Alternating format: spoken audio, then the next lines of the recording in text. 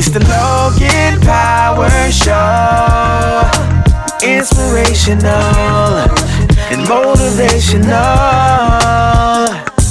It's the Logan Power Show. Informational to help you grow.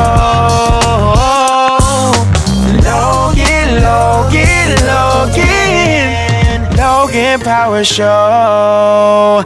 And now the host, Calvin Logan. Hey everybody, welcome to the Logan Power Show. I'm your host, Calvin Logan. With the Logan Power Show, where truth meets purpose and every conversation is rooted in impact. On today's episode is one that speaks directly to the future, not just of education, but of our children, our communities, and the direction we are headed as a nation. We are joined today by Sylvia Wright, a candidate for South Carolina Superintendent of Education. This is a position that carries tremendous responsibility, shaping the minds, values, and opportunities of the next generation. But this conversation goes deeper than policy. Today, we're talking about leadership, accountability, purpose, and what it truly means to serve. Because at the end of the day, education is not just about information, it's about transformation. So I want you to learn and stay engaged and really listen, not just with your ears, but with discernment.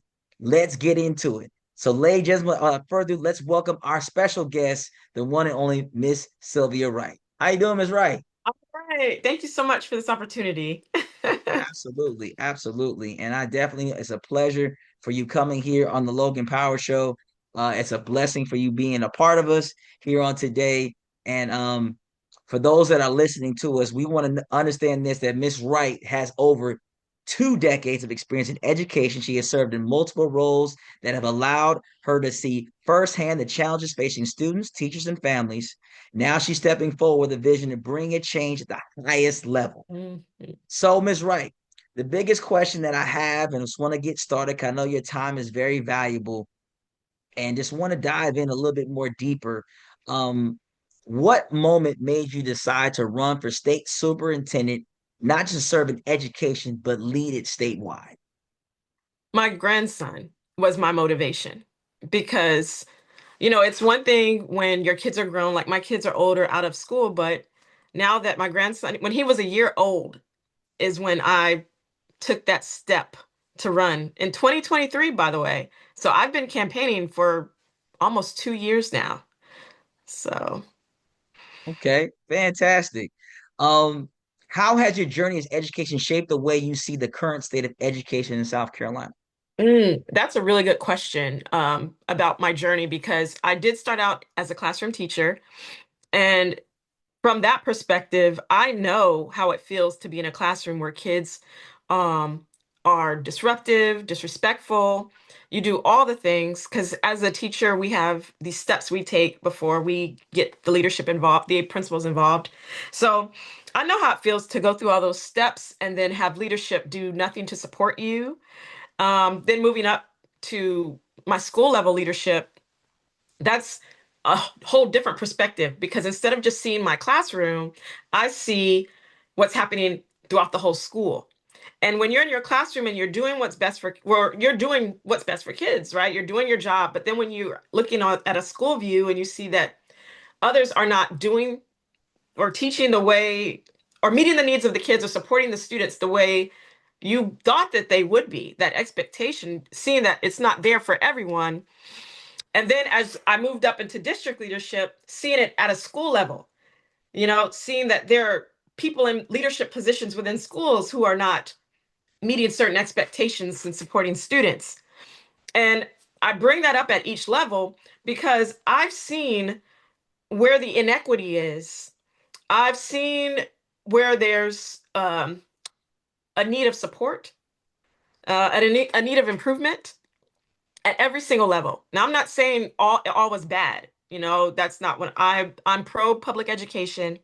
We have great teachers, great educators, great leaders out there, but there is room for improvement. And I've seen it at every level. So that's the perspective that I bring as far as leading statewide this organization. Okay. Diving into education, the system, um, in your humble opinion, what is the biggest failure in South Carolina's education system right now, and what's your fix to it? Mm, that's a great question because there's so much. We've been at the bottom for like 20 years. And because, like I tell everyone, this didn't start with Ellen, the current superintendent. This is 20 years in the making. So I say that because there's a lot that needs to be done. But I think the biggest failure is to our elementary, our pre-K kids. And the reason why I say that is the data shows us only 39% of students entering into kindergarten demonstrate readiness. So again, millions have been spent on early childhood education. So why are we only at 39%? I've traveled around the 46 counties. I've been to one example, a county where they closed down, a early learning center was closed down. So the kids had to travel 10 to 15 minutes to the next one. And if their parents don't have transportation, or if there's not enough bus drivers, those kids don't get to go to school or the pre-K. So we're failing at the foundational level, because if they don't get that foundation at elementary or that pre-K level, then the problems are just going to continue as they move up in the middle and high school. And that's what we're seeing right now in education. Okay. Yes. Pre-K is where the kindergarten level CD is where it really starts, and that lays that level of foundation. 39% is very much an eye opener, and you are hitting it home. Now, as we are continuing to talk about the educational system, teacher burnout is a Mhm. national crisis. Mhm. What concrete policies would you implement in your first 12 months? So the biggest thing that we need to do is see what all responsibilities and administrative paperwork and all these burdens and stresses that are additional that are put on teachers, because each district is different, each county, it's different. So that's going to be my goal first, is to find out what exactly is weighing our teachers down.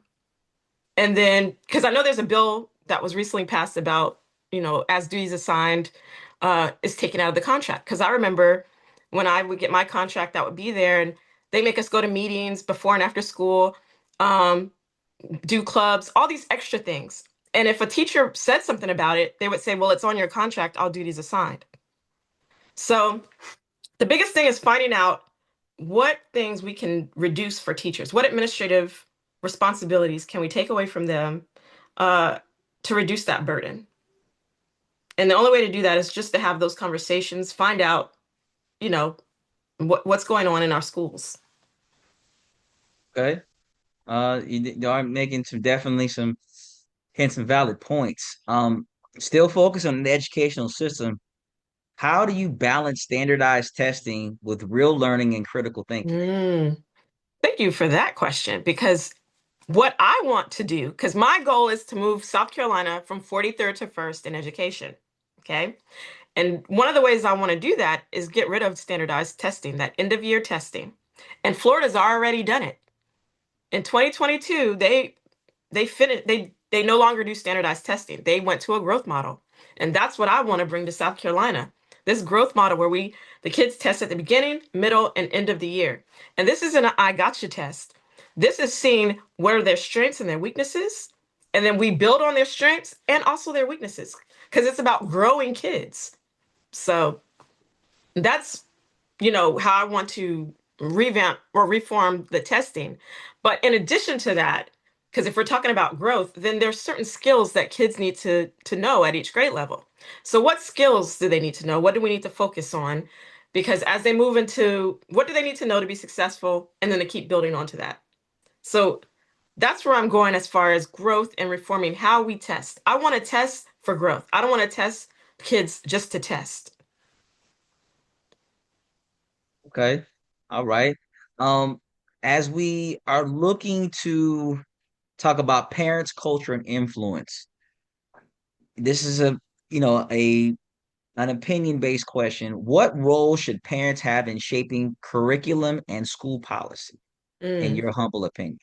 Now, I am a parent, by the way. So, like, I really understand this question, and respect this question.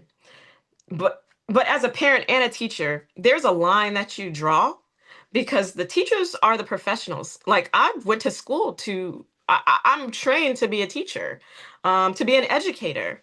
And I go through professional development and all those things. Now, I'm not taking away from the fact that, parents shouldn't know. Like, as a parent, I do want to know what my kids are learning and what's happening in the school. But we cross a line when we start telling teachers what we want them to do versus allowing them to be the trained professionals that they are. So that's where I stand as far as parents, because again, I'm a parent and I believe I should know what my kids are learning, but it's not my job to go tell the teacher what to do. The teacher needs to be able to do their job. Okay. That's definitely a true statement. One thing that I want to just piggyback on parents, culture, and influence. Where do you draw the line between education and political or cultural influence in schools? Yes. So, and I'll give an example. For example, with history, right? Because I love history. And the current situation we have going on right now is the erasure or the whitewashing of history, changing the facts, right? Changing what really actually happened, rewriting the story. And that's a political agenda that has been infused into our public schools or into education. And I highlight that because that's the problem when you allow politics, when you cross that line, allowing the political agendas to infiltrate our schools. Our students need to be able to think critically. They should not be told what to think. And so that's my mindset when I talk about curriculum and instruction as state superintendent. Critical thinking is going to be my focus. Project-based learning, hands-on, real-world experiences is going to be my focus. Okay. Um, Now let's shift to this topic of accountability and leadership. Hmm. If elected, how will you measure your own success after 1 year? Measuring my own success. Um, the biggest impact that I want to make immediately, well, there are three. Early childhood education, of course. The next one would be school safety, and then teacher retention and recruitment. So if I'm looking at those, because these are the three things I'm going to hit immediately when I get into office. So the measures, for example, early childhood education, my success would be increasing that percentage. Remember, I told you 39% readiness.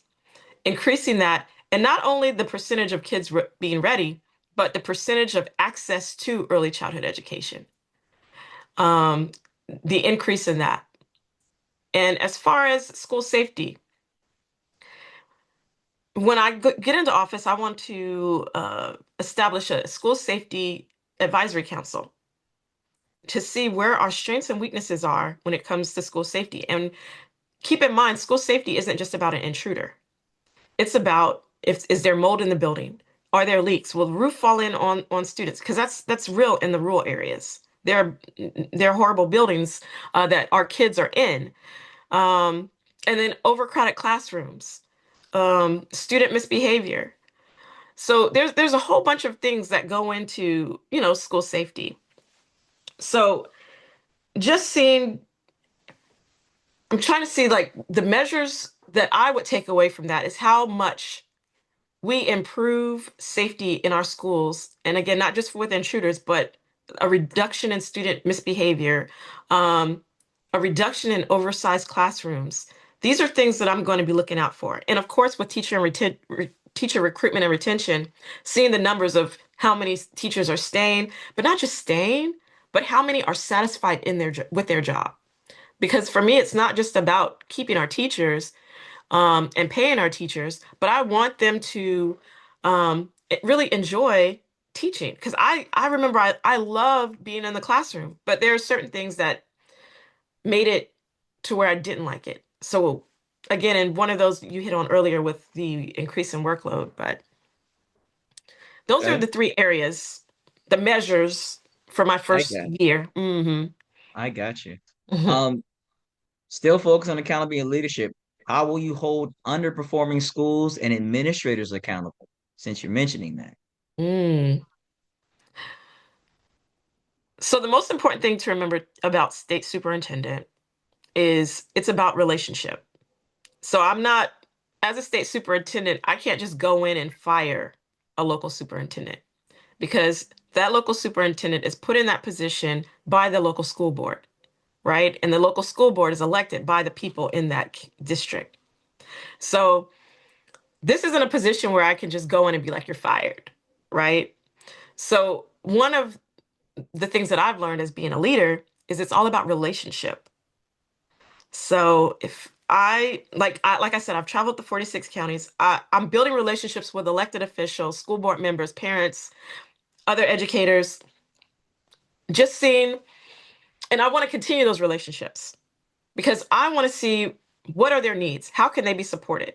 Because with kids, we know that all behavior is motivated by something, good and bad. Same with adults. All behavior is motivated, good and bad. If it's poor leadership, is it poor leadership because they were poorly trained? So what supports and resources do they need? Do you get what I'm saying? So my approach is going to be more of building those relationships and seeing how I can support and provide resources to help improve the situation. That's where I want to, and then hold people accountable to that after they've been provided those um, support and resources, and then lean in on the local superintendent and local school board and making sure they're holding their people accountable because it's their leader, if that makes sense. It My makes role is just plenty. support. Yes, ma'am. Makes plenty of sense. You're hitting the nail on the head. Just want to shift gears. Okay. Real world and readiness. Mm. Um, Tying education to really life outcomes. In your humble opinion, are we preparing students for college careers, or both? And which should be prioritized in your humble opinion? The sad thing is, and we're just being honest here because I've seen it, like I told you, the system at all levels. We are, well, let me say this. There are certain areas that are preparing kids, like you're saying, for college career, right? But there are certain areas that are not. I've been in buildings where high schoolers, for example, are just sitting in a desk in rows while a teacher's talking to them at the board. And instead of this traditional learning, students should have access, or they should be able to um, have access to like apprenticeships and work-based learning, real world learning. So they're preparing for when they graduate. So once they get into like 10th grade, well, let me back up. For elementary and middle school, we should have some type of career exploration, right? Because if a student wants to go to college, then they'll be able to explore what career, they'll explore careers and determine, oh, I need college to do this career, right? So then they can be on that college track. But let's say it's a career where it's a technical um, position, right? Technical job or HVAC, mechanic, things like that. If they want to do that, then what certifications do they need? So put them on a pathway for that. If they want to go into the military, put them on a, prepare them for the ASVAB. The ASVAB is math and reading and writing.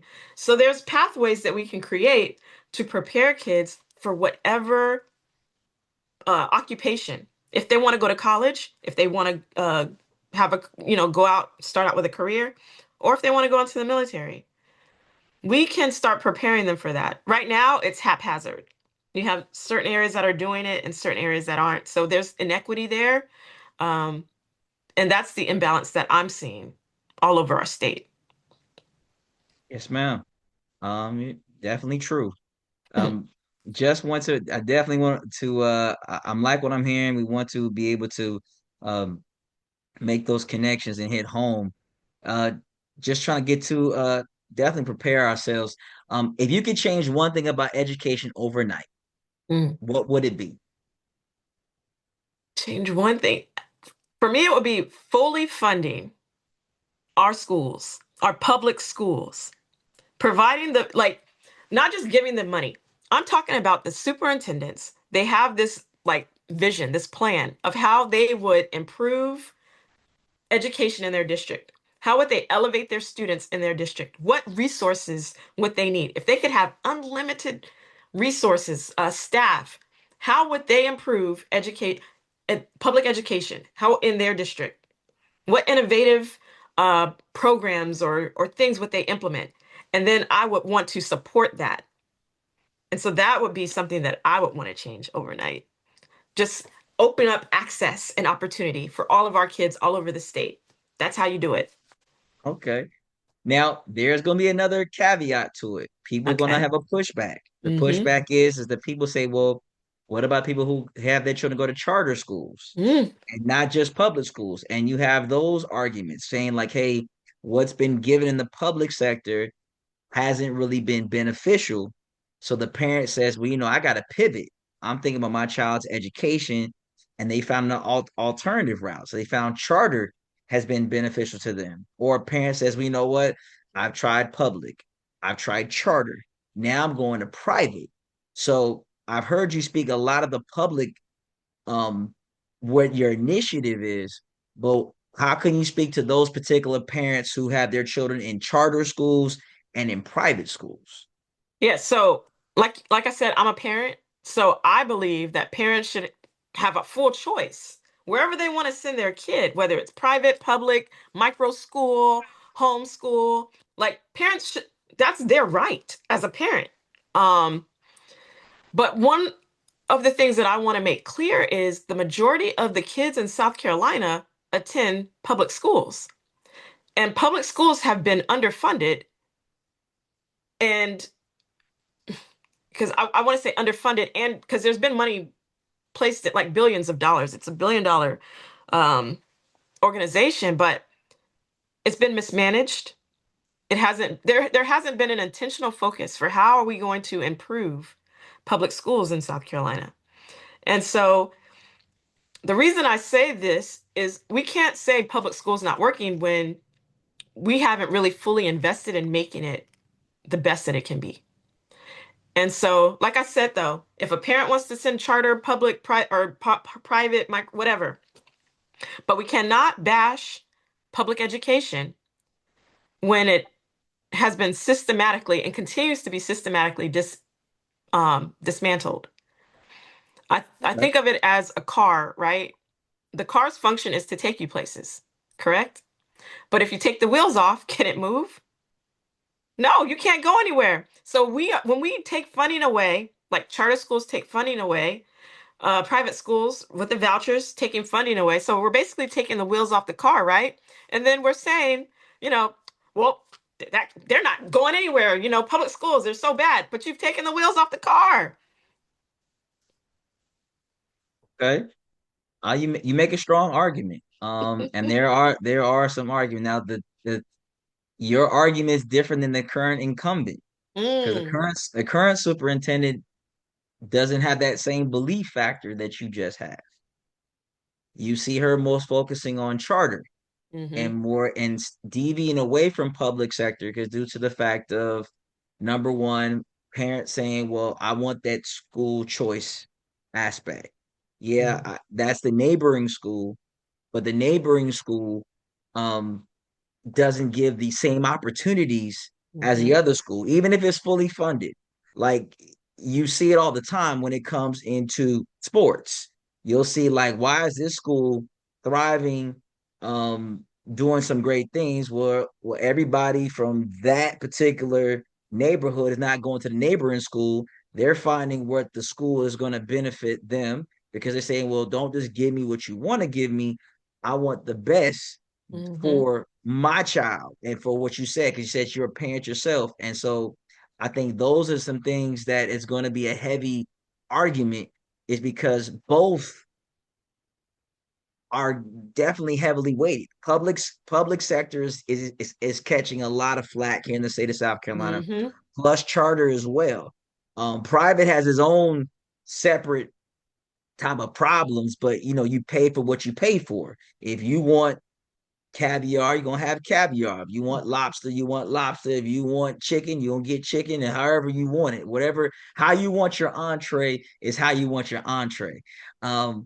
So the biggest question, and something that be the final question here: why should people trust you? Why should people in the state of South Carolina trust you to be the one to take them to the next level? Because, as you mentioned, we've been going through this for over 20 plus years at the bottom, and everyone has made promises, and those promises they have not kept. It sounds cute, but the perception is that I've heard this before. Everyone has said, like, man, if you elect me, I'm gonna change it. So what makes you so trustworthy that people are gonna say, you know what, that's the one I'm going with? And the floor is yours. Okay, so before I answer that one, I wanted to go back to your comments about the caviar and the lobster. Because when you're talking about private, charter, and public, the comparison, right? Everyone assumes that private schools are so great, right? Everyone assumes these charter schools are so much better. But what people don't realize is with private schools, they don't have to report like the true academic success of all students like public school. Public school is put in the spotlight. Where there are so many accountability measures that public schools have to adhere to that charter schools don't have to, and public or private schools don't have to. So we're basically saying these two entities are better than public, but yet they're not under the microscope like public school is. So I just wanted to throw that in because, people are so quick to think that private and charter are better, but is it really? And so as far as trust for the next level. So thank you for this question. I'll start with this. My goal as an educator was to work in the district office. That was what I wanted to do. Okay. But like I said, after my grandson was born, I was sitting here in this office looking up private preschools for him because, we want the best for our kids, grandkids. And as I'm sitting here, I felt a conviction. The conviction was so deep that I sat back in my chair and the thought of what about the other kids came to my mind. And so I said, okay, Lord, what would you have me to do? And state superintendent came to my mind. And again, let me remind you, I never would imagine that I'd be doing this right now, running for state superintendent. And I started off with that because after I started digging into what the role of the state superintendent of education does, there are three things. There's leadership, building relationships, right? Empowering other people. Then you have management, managing budgets, managing initiatives, managing interventions, and then judgment, looking at that data. And like I told you, how can we improve? How can we grow students? Making those judgment calls, not just throwing money at things. These are things that I've already done. I've done them as a teacher, as a school leader, and a district leader. So I not only have the educational experience, because I'm working on my Doctor of Education, by the way, at the University of South Carolina, plug that in there, systems improvement and innovation. But I not only have the training, but I also have the experience. I build relationships and it's worked. I have proven results. I've taken a school together. Now, not just me, I initiated the intervention, but it took me working together with the students, parents, teachers, administration, and we lifted a school from unsatisfactory to 3 points away from average in 1 year. So I know that might not sound big to certain people, but this is notable for this district because the school had been unsatisfactory for at least 3 years. So it's obvious there was something different that happened. And that's what it was. That intervention, that relationship building, us working together as a team. And so that's what I'm saying when I say it's going to take a community. It's going to take all of us working together to elevate South Carolina from 43rd to 1st. And with me at the head, we are going to do it. And it's not just empty promises. It's being strategic and intentional. And that's the plan that's what I plan to bring to this role as state superintendent. Well, you heard it first live here at the Logan Power Show. Thank you again for tuning into the Logan Power Show. I want to thank Miss Sylvia Wright for joining us today and sharing her vision, her heart, her perspective on the future of education. This is more just a conversation. It's a reminder that leadership matters, decisions matter, and the direction we choose today will impact generations to come. To everyone listening, I encourage you to stay informed, stay engaged, and most importantly, seek truth in everything. Quick reminder, we know that the primaries are on June the 9th. You have the opportunity to vote and to choose if this is the right woman for you. If she is, definitely I need you to get to the polls and let your voice be heard. And as always, never forget, your life has power, your voice has purpose, and your next move matters. Till next time, this is Calvin Logan, and you've been listening to the Logan Power Show, nationwide, worldwide. We make a difference. We love you, and we'll see you. It's the Logan Power Show. Inspirational and motivational.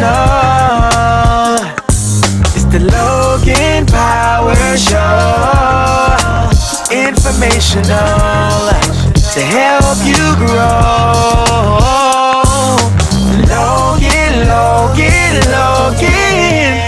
Logan Power Show.